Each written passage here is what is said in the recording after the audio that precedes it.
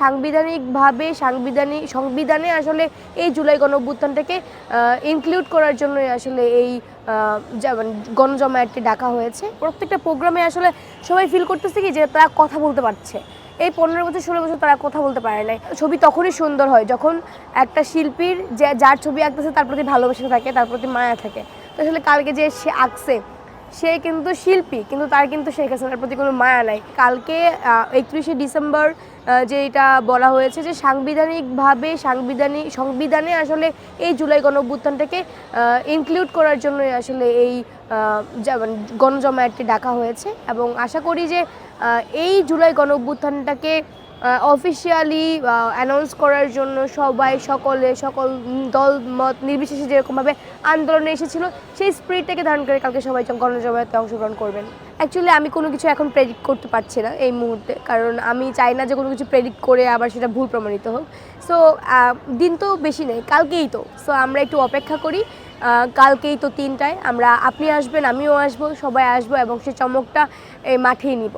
Sunbit সব দিবে সামাল। সানবিট ম্যাজিক প্রেস ডিশওয়াশিং এর মাথা ঘোরানো সলিউশন। আসলে এই যে রাজু ভাস্কর্যের পিছনের মেট্রো রেলের দেয়ালে যে গ্রাফিতিটি করা হয়েছিল, গ্রাফিতি না দেয়াল লিখন ছিল যেটা শেখ হাসিনার ছবি, সেটা আসলে এই যে 5ই আগস্টের সময়ে আসলে মানুষের যে ক্ষোভটা ছিল, সেই ক্ষোভের সময় আসলে ছবিতে যেভাবে জুতা ছুঁড়ে মেরেছিল, রং লেগেছিল, জুতার মালা পরিধান করেছিল, সেই জিনিসটাকে কিন্তু কখনো চাইলে আপনি রিমেক করতে পারবেন না। সেই সময়ের যে জিনিসটা সেটা কিন্তু সেই সময়টাতেই উপযুক্ত ছিল। তবে আপনি চাইলে অন্য জায়গায় সেটার রিমেক করার জন্য একটা অন্য জায়গা ঠিক করতে পারতেন, অন্য আবার অবিকল ছবি আঁকতে পারতেন, কিন্তু প্রথম ভুলটা ওইখানেই হয়েছে। আসলে এই শেখ হাসিনার ওই মুখটাকে, ওই রং চটা মুখটাকে, জুতার রং মাখা এই জিনিসটাকে আসলে আপনারা একটা ডাইনি টাইপের যেই আসলে লুক দেওয়া হয়েছে সেটা করে আপনারা প্রথমতই ভুল করেছেন। তারপর আপনারা চেষ্টা করেছেন যে জনগণ যেহেতু চাচ্ছে না আবার নতুন করে একই ছবি রিমেক করি। তাই একটা কথা আমি দেখলাম যে আসলে কে যেন পোস্ট করলো একটু আগে, আমার খুব ভালো লাগছে যে অবশ্যই ছবি তখনই সুন্দর হয় যখন একটা শিল্পীর যার ছবি আঁকতেছে তার প্রতি ভালোবাসা থাকে, তার প্রতি মায়া থাকে। তো আসলে কালকে যে সে আঁকছে সে কিন্তু শিল্পী, কিন্তু তার কিন্তু শেখ হাসিনার প্রতি কোনো মায়া নাই। সো শেখ হাসিনার আগে যে ছবিটা ছিল সে অবিকল কিন্তু ওরকম করে ছবিটি আঁকতে পারে নাই, যেহেতু তার মধ্যে ভালোবাসা মায়া কোনোটাই ছিল না। তো সেই জায়গায় আমি বলবো যে হ্যাঁ, আপনারা রিমেক করার চেষ্টা করেছেন, কিন্তু আমার মনে হয় যে এই জায়গাটাকে আপনারা এইভাবে রেখে দিলেই পারতেন।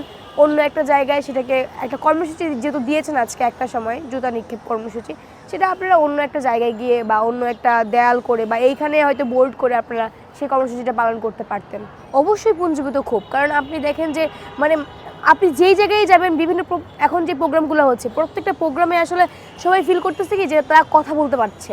এই 15 বছর 16 বছর তারা কথা বলতে পারে নাই, তারা নিজেদের মতো কোনো অভিব্যক্তি প্রকাশ করতে পারে নাই, মত প্রকাশ করতে পারে নাই।